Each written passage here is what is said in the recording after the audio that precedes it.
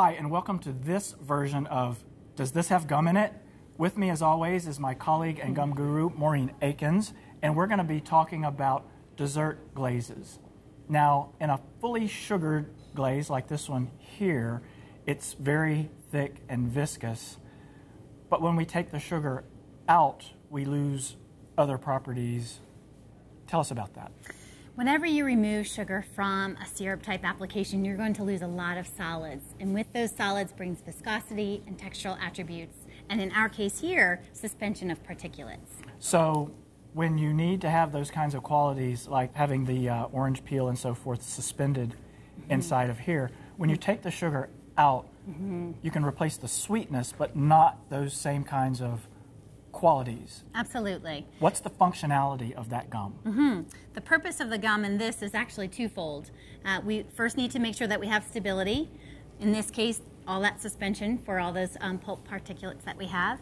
And then secondly, we need to bring back all of those textural characteristics that we lost when we reduce the total number of solids. So the use of gum in a no-sugar dessert glaze like this one is to really kind of replace the thickness and the suspension qualities that a dissolved sugar has. But I don't think even people who work in the food industry think a whole lot about the fact that when you take sugar out, you lose other things. Absolutely. Replacing the sweetness, pretty easy. Right. But the other stuff is harder. That's right. The textural attributes actually that you lose from the syrup are really most critical.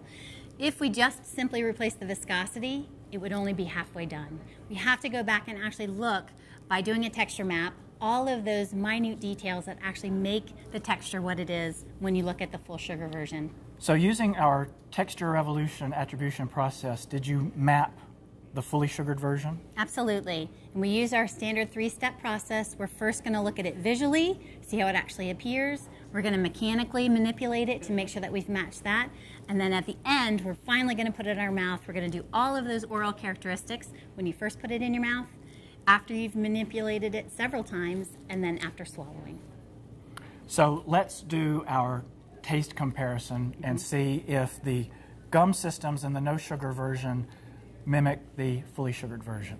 So first is all about the visual, how it actually looks before you actually alter it at all, meaning movement. Second, mechanical. So we're going to look at its mechanical properties, how it behaves when I pull it out of the container, and then how it actually behaves in the end application, and in this instance, the application of applying it to the cake. All right? So we'll just as you would normally do for a syrup, you just apply it right to the surface. And this has a bit of a string to it. It's very characteristic of a full sugar application. You're going to have a bit of a string. And then you're just going to be able to flow it over top of the cake. And this is really what you desire. You want it to coat uniformly. You want it to have a nice presence on the plate. And you need to make sure that it doesn't have too much string so that when you try to apply it, it doesn't make too much of a mess as you're trying to use it. I think one of the other things I'm noticing, Maureen, is that the syrup stays on the cake. So adherence would also be something that is part of the visual attribution process. Very critical. You want to make sure that it's staying exactly where you put it. Okay, so when we look at the fully sugared version of this, you took the lexicon and the attribution process and you mapped the textural attributes of this fully sugared version. Yes, so we looked at all of the characteristics that we saw in that full sugared version and decided which ones we thought were most important. And then we transferred that knowledge to the formulation that we have that's a no sugar formula. So with the no sugar formula, you used gums and hydrocolloids to very closely mimic the texture of the fully sugared version and what we see here. So now I'm going to see how you did by trying a piece.